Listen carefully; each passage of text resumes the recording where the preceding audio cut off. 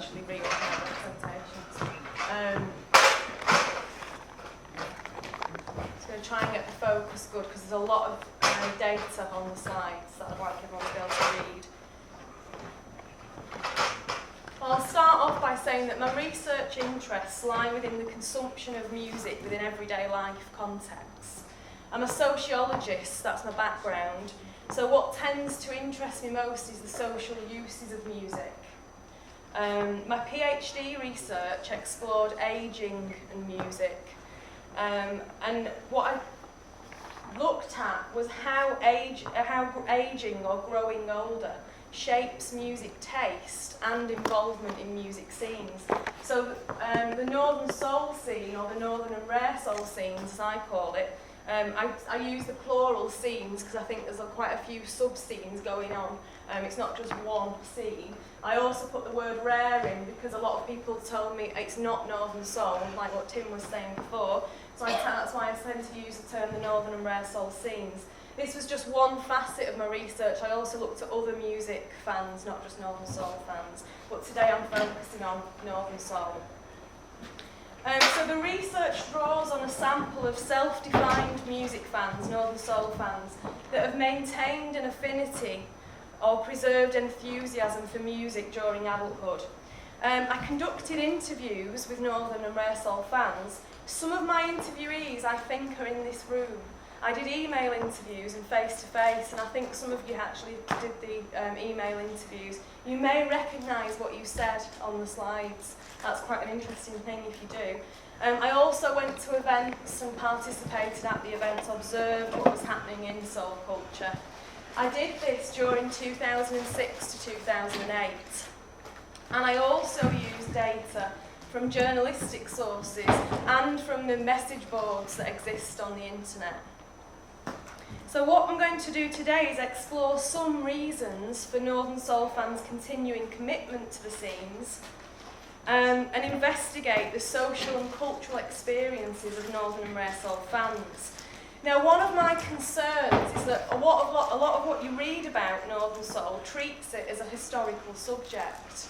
And one of my aims is to try and show, or attempt to show, what Northern Soul scenes are like today. There was a recent article in The Guardian after the film Soul Boy has been released, which looked about what Northern Soul was. And I think a lot of the stuff that you read is about what it was, not what it is today. People seem to forget that it's still going on. So I'm interested in how fans have retained a commitment to the scenes and still participate at various events around the UK. Okay, so what I'll discuss is nostalgia, symbolic knowledge and generational conflict. The issue of symbolic knowledge in the scenes will show how an understanding of certain scene etiquette and cultural activities can cement one's position as a genuine soulie. I'll also highlight the male-dominated nature of the scenes, which may be contentious amongst some of the fans here today. I'll also look at whether involvement in the scenes is perceived by fans as nostalgia, whether it's a reprise of one's youth, or whether it's a living culture, which is a term that Andy Bennett, an academic, has coined in relation to punk culture and older punk fans. And I'll also discuss matters that involve credibility and rarity and shed some light on the contention between traditionalists in the scene and those that feel the scene should progress. And then finally, I'll consider some of the relations between original scene members and younger newcomers and hope to illuminate the disputation surrounding interaction between generations in the soul scenes. That is right, isn't it? Is the photo, can you all see that? Is it a bit blurred? Is it okay? Right, okay. Now, the research participants often made reference to nostalgia as a reason for the longevity of the Northern and Rare Soul scenes. So for some fans, participation evokes youthful memories. It can contribute to a reprise of one's youth and a sense of attachment and belonging to a particular music scene. Now, the quotation I've picked here from a male 48-year-old, he was at the time 48, I've tried to disguise who these people are, knowing that you may know them. for those of you that are involved. So this quotation shows the tension between perceiving involvement as nostalgia or as a living culture. So a fan talks about going to the Cleethorpes Weekender in 1993 after a long break from the scene. Now I won't read the full quote out because you can all read it, but basically he's saying that he saw lots of faces he knew, the scene hadn't changed, except faces were a bit older. He thought it was wrong and he thought people were very sad, hanging on to a past youthfulness. He says they danced into the dreams and aspirations fueled by the music I love. And he went in 1999, he went to another weekender in Skegness and had the same feelings, that it was out of joint that he was returning to participation in the scenes. But as he attended more events, he realised that he and other people in the scene weren't trying to live in the past, and that the passion that they had for Northern Soul as a teenager and early 20s was still very real. So he says, it wasn't that I was recapturing my youth, it was more like putting on a comfy pair of slippers, a sort of coming home, although it felt like I'd never been away. So here the respondent's stressing the memory, familiarity and sense of belonging derived from his return to participation in the scenes. So he claims he's not hankering after the past and his youthful lifestyle, but rather that he's regaining enthusiasm for Northern Soul, as this is an aspect of his identity that he wishes to maintain and preserve during adulthood. Now just some more data on this nostalgia theme. There's an extract here from Blues and Soul magazine, published in 2004. And this discusses the popularity of Northern and Rare Soul reunions, and it provides evidence to show how for some fans Northern and Rare Soul does provide an opportunity to recall one's youth. So he talks about talking to former Wigan Casino and Torch DJ Dave Everson, and Dave says the beauty of reunion nights is that it's a chance to relive your youth and remember a more carefree time. And he says what he finds good about them is that nothing's really changed apart from everything else. Everyone looks a bit older. And the author says that he agrees with Dave, nothing brings the people out more than a night of nostalgia, and this is what's being catered for at these reunion events. So it's evident that some fans are able to recapture youthful memories and recall past events and times of pleasure within their lives. Now, arguably, for some fans, engaging in familiar leisure pursuits from one's adolescent years is a reprise of youthful attachment and identification. Now, to link this to academic work, in an analysis of ageing and popular culture, Blakey discusses the notion of a mind-body dichotomy, and this is where the true, perpetually youthful self is disguised behind old skin. So it's the idea that in our heads we never feel older, but we just look it externally. Our skin grows old. And he claims that cohorts tend to retain the values of their youth throughout their life. And similarly, Stephen Hunt argues that in contemporary society it appears to be more acceptable that middle-aged people will try to put the biological clock back if they have the time and money to make the effort. And such an attempt to retain youth is increasingly accepted as legitimate. And he argues that a whole age court is currently refusing to adopt the middle-age role. And he says that this is the so-called generation of baby boomers, those born in the 1950s and 1960s, who've reached midlife in post-modernity and a culture of endless choice and lifestyle preferences. Now, a number of Northern and Rare Soul fans belong to this age cohort. They are baby boomers. And contentiously, their involvement in the scene could be interpreted as an attempt to resist and redefine traditional notions of middle age. If you think back to your own parents' generations, would you think that they would be going out to the same clubs and events that they were during their youth? So there's a possible blurring of lifestyle preferences in respect to age, because music has traditionally been viewed as a youthful sphere of social life. Now, a contentious issue within Northern and Rare Soul scenes is whether, on the one hand, DJs should play what are commonly known as oldies, and that's the songs that were popular during the late 60s and 70s and are now regarded as Northern Soul classics, or on the other hand, whether DJs should incorporate more modern and recently discovered soul music into their playlists. So there's a quote here from a male 42-year-old DJ and promoter, and he says that 85% of people in the scene are there for nostalgia, for recapturing youth. But the other 10 or 15%, new music is everything. They want new, rare stuff played all the time. So he describes this tendency for the majority of fans to want to hear the same records they experienced the first time round when they originally developed a passion for Northern and Rare Soul music.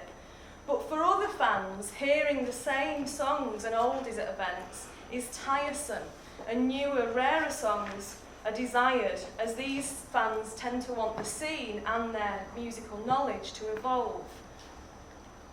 And there's another quote here from a different male at the same age, 42, who says there are still so many records we've not heard and discovered. Not as many now, but I can still go to a club and hear 70% of music that I've never heard before. So here, this respondent is viewing Northern Soul as a living culture. It provides new musical experiences despite its longevity and often nostalgic tone. So there's an opposition between traditionalists and those who want the scenes to progress. And it's something that I've seen is discussed on the forums quite a bit, this issue. So it appears that in the case of Northern and Rare Soul, nostalgia, memory and familiarity clearly play a significant role. But I'm not trying to suggest that Northern Soul fans are clinging on to the youth or refusing to let go of it. What I am trying to show is that the research highlights the tendency for fans to fondly acknowledge the past, their past identity, their tastes and admiration for certain songs, artists and DJs that has developed over the years. Now on to my second theme. In a seminal study, Thornton argues that club cultures are taste cultures in opposition to the mainstream, and she contends that clubbers gain a sense of empowerment from the subcultural capital or symbolic knowledge that they acquire through their investment. And I'd argue that Northern Soul scenes can also be described as a culture revolving around taste, which diverges from the mainstream. So fans of Northern and Rare Soul music distinguish themselves from other mainstream and underground music cultures. A crucial aspect of this distinction is the auto-denomination used by some fans to describe and differentiate between themselves and others. Now, many respondents use the term solely in defining themselves and their identification to the scenes. Now, in contrast, outsiders were referred to as handbaggers. So soulies are the true Northern Soul fans who possess symbolic knowledge of certain conventions within the scenes, and conversely, handbaggers, who perhaps have been given the name due to dancing around handbags, which is a cultural faux pas within Northern and Rare Soul scenes, are unaware of the scene's codes and behave somewhat inappropriately at events. Now, there's a comment here that highlights this distinction from a female 45-year-old. So she says there's never any trouble from people who are genuinely on the soul scene. True Northern Soul people dancing, if they bump into you, will automatically put up their hand and apologise. So there's this level of etiquette, and this obviously echoes what Nicola and Tim were saying earlier. And she says that a bad venue is having people on the dance floor with cigarettes, drink and the dreaded handbags, a no-go area for soulies. Now this differs from other musical cultures, dance music cultures. This level of etiquette, the smoking, drinking, the handbags on the dance floor, isn't evident in a lot of other dance music cultures. So there's a reference to specific practices in the scene which only true Northern Soul fans understand and conform to. So there's support here for Tim's analysis, which argues that an understanding of the dance floor etiquette, alongside the ability to display particular dance movements, helps to create a sense of belonging to a community and cultural solidarity amongst scene members. Now, I'd add to this that this sense of belonging and cultural solidarity is enhanced over time as fans develop and build on their possession of symbolic forms of knowledge. So handbaggers don't possess sufficient understanding of accepted practices. And I easily identified handbaggers during the fieldwork when I went to the events. I was one myself, although I didn't actually literally put my handbag on the dance floor. And something I'd like to pick up on is the fact that the term handbagger has gender implications, but it's not just referring to women as far as I'm aware. There's obvious gender implications. Women carry handbags and stereotypically dance around them at nightclubs in mainstream pub and club cultures. And as I said, despite that connotation, it does tend to be applied to all outsiders regardless of gender, that demonstrate a lack of symbolic knowledge concerning accepted behaviour and etiquette in the scenes. Now, when I attended the various events, it was clear that some people weren't what you might term genuine enthusiasts, and their involvement may have been due to feeling at ease being surrounded by people of a comparable age and the sociable nature of the scenes. And a male 50-year-old reiterates this view. So he says that some events are more commercial than others, so the sounds will be more popular records. You get more non-soul fans attending because it's a good local night out. It's an event that caters for the over 40s, and there aren't many of them. Now, he says that if this crowd attended a rare soul night, they often vote with their feet and remove themselves elsewhere. So he mentions a lack of events and leisure activities that cater for middle-aged audiences. And for him, this leads to an increasing number of outsiders participating in the scenes. And despite some fans' critical perceptions of this, a lot of the respondents expressed positive attitudes by welcoming newcomers into the scenes. Now, I'd also argue that Northern and Rare Soul the Northern and Rare Soul culture is dominated by white males. And this is evident for me in the high number of male DJs, promoters and record traders compared to females, and the lack of people from black and other ethnic origins that are involved in the scenes. One of the fans I interviewed was of a mixed racial background, but all the other interviewees were white. At events I went to that had modern soul rooms, there were some people in attendance of black and Asian origin, but the rooms or clubs that played traditional 60s and 70s soul did entail a predominantly white audience. Now, although the number of female DJs, promoters and collectors has risen in the past few years, some female respondents commented upon the difficulty of establishing credibility as a DJ in the scenes.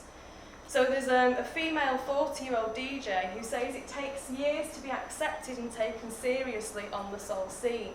If you happen to be a woman, it's that much harder. And she says it's definitely a male-orientated scene, and it's hard to be taken seriously on your own merit. So for your knowledge, your record collection, your commitment, regardless of whether you have a boyfriend or husband who is someone on the scene.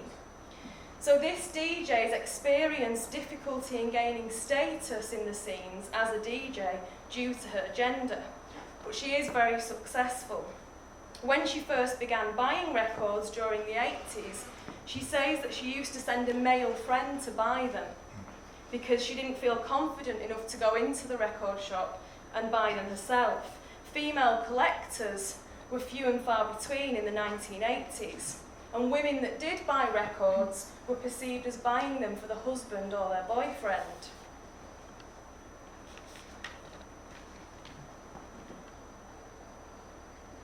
Now, the experiences of this female DJ exemplify the tendency for knowledge and expertise, particularly in relation to DJing and collecting vinyl, to be masculinized in the world of Northern and Rare Soul.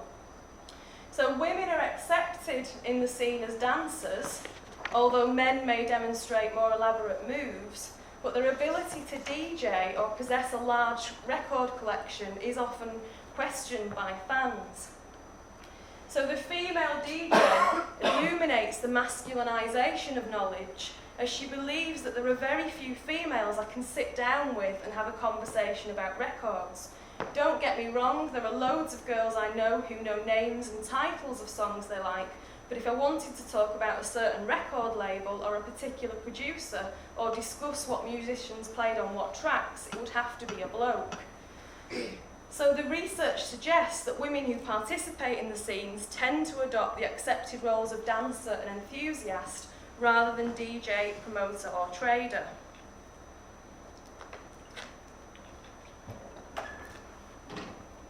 It's often the men that are promoting the venues and events, collecting the records, and these are traditionally viewed as a male preserve. This isn't exclusive to Northern Soul. Record collecting in general is seen as a male pursuit. Excuse me. Now, long-term involvement in Northern and Rare Soul scenes can empower fans due to the acquisition of symbolic knowledge and, crucially, involvement in social networks with key individuals in the scene. So these vital demonstrations that one is a genuine soulie are maintained and amplified over a number of years through ongoing allegiance to the scenes. And there's a quote here that exemplifies this idea. And this male 42-year-old says that getting into the scene is like serving an apprenticeship. You've got to work your way in and up. He says it's very hard for someone to just come onto the scene and DJ straight away, even if they owned all the records. It's about association and who a person knows, so social capital is crucial.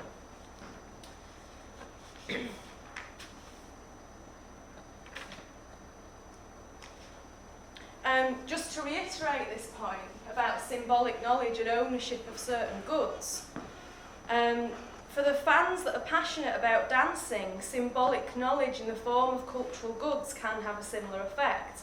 There's a respondent here who is a frequent attendee of Manchester's infamous Twisted Wheel Club, and he highlights this. He says he went to a Northern Soul dance in Warrington. He wasn't a regular. He was asked, does he know what type of night it is? And he said, I think so, and produces his original Twisted Wheel membership card. And he says that he can only describe their change in attitude as dramatic. They became in awe of the card and insisted he goes in without paying. So it reveals the importance of credibility and authenticity within the Northern and Rare Soul scenes. Now, I think this quest for originality and credibility is further epitomised by the scene's emphasis on rare vinyl. So many fans believe DJs should only play original records at events, and reissues, bootlegs, pressings, and more recent technologically advanced formats such as CDs or MP3s should be disregarded. Now, in discussions on one of the Northern Soul forums, the OVO policy, or original vinyl only, at numerous venues is frequently discussed, or was when I was carrying out this research. So venues can be criticised if they don't adhere to the OVO policy, and they allow DJs to play pressings, reissues, bootlegs, CDs. Now, such venues that do play the CDs, reissues and pressings are commonly referred to as crap. So we have this OVO, no crap acronym. Now, although there are a relatively small number of CDs sold in the record trading areas at some of the events, the popularity of vinyl illustrates the fans' desire for original, authentic and rare soul records. And this means that the cost of the rare records is often very high, and only a small number of DJs and collectors can afford the rarest vinyl. And arguably, this could lead to certain elitism within the scene. And some fans, only a minority, expressed a sense of frustration as they felt that rarity was sometimes deemed more important than quality. So a male 53-year-old told me that if nobody's dancing, then the monetary value and how rare the record is doesn't matter. Now, for my last theme, which is perhaps the most contentious, generational conflict. Now, there are differing opinions concerning young novices participating in Northern and Rare Soul scenes. The vast majority of fans at the events I attended were aged between 40 and 60. But there were a small number of teenagers and people perhaps under 30 at the events. My own presence caused quite a stir. Quite a few people came up to me and said, "Aren't you too young to be in here? Why are you interested in this? Because it's way before your time." But no one was hostile. People were genuinely interested in why I was attending the events. Now, an article published in Blues and Soul magazine again includes a quote from a fan who says, "I'd rather see my scene die than see new younger people getting into it." But in contrast, the author states, "I don't want our generation to be known for starting the biggest underground scene in the country, but who then eventually watched its death. I want to see it thrive and prosper for another 30 years. So these reveal the differing approaches to young newcomers in the scenes. Now, all the people I spoke to welcomed younger people getting involved. It may be the fact that I was 23, 24 at the time doing the research. They didn't want to appear hostile.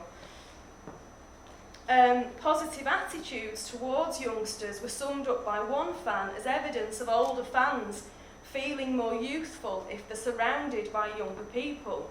But some fans felt that threatened by the arrival of young people taking over the scene and transforming it from the familiar culture they've been a part of for many years.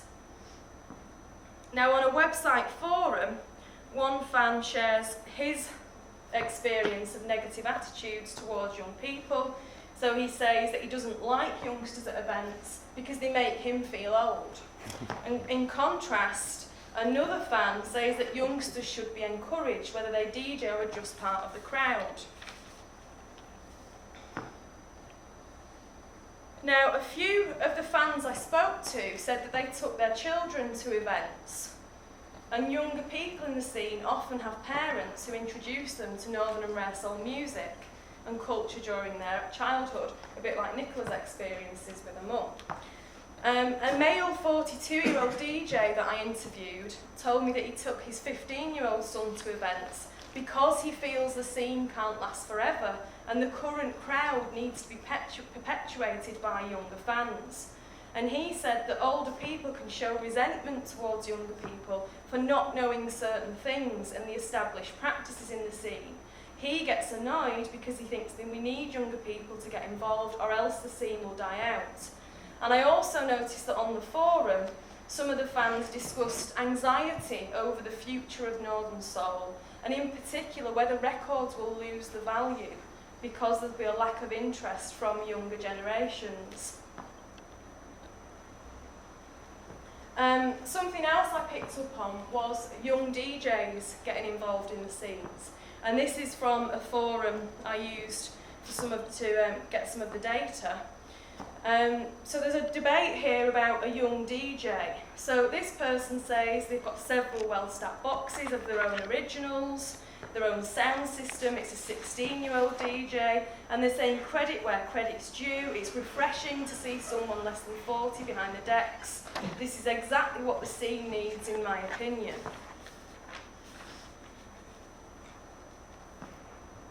Now, in contrast to that, there was a response, and I'm sorry about how long this was, I'll try and summarise it.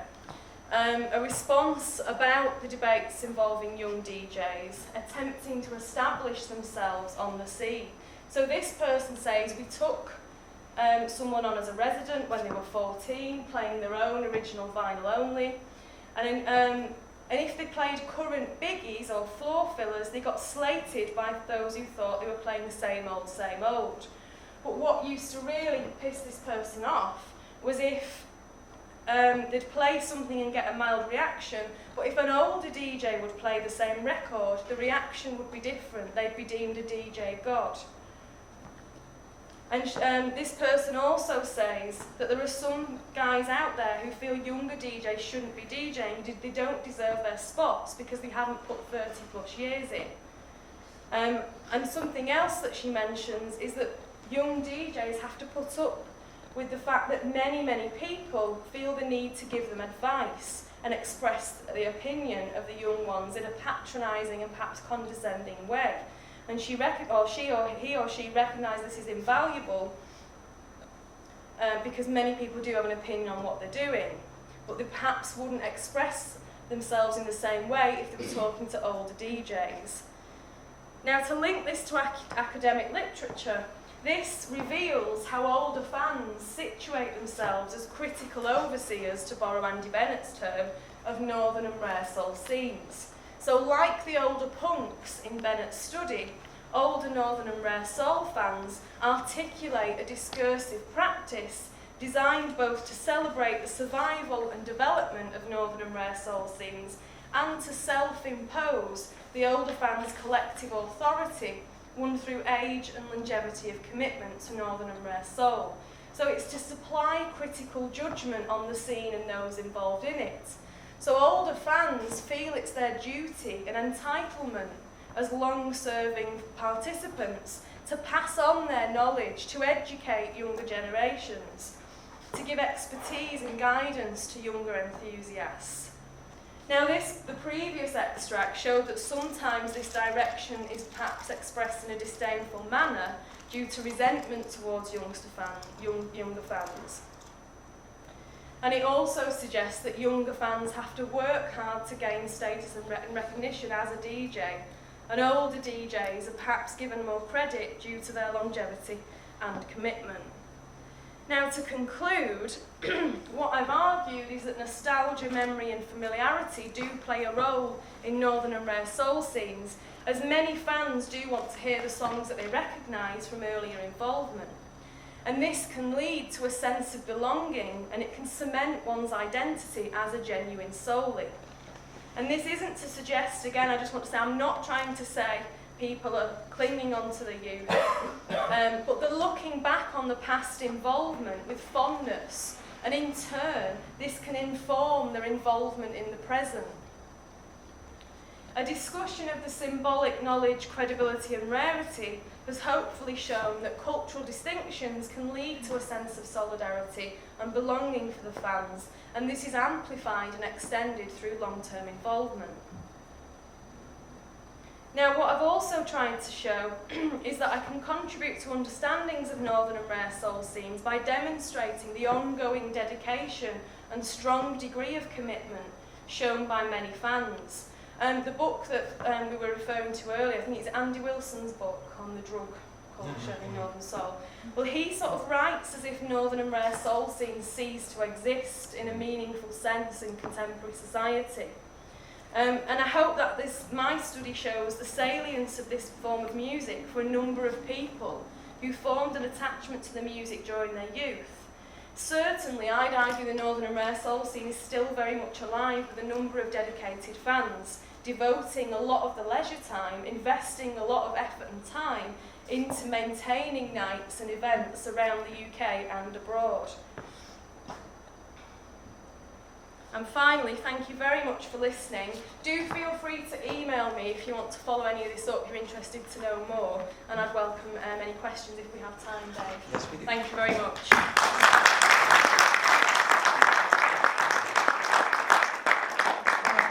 Two or three questions, and then we'll move ahead to Adam.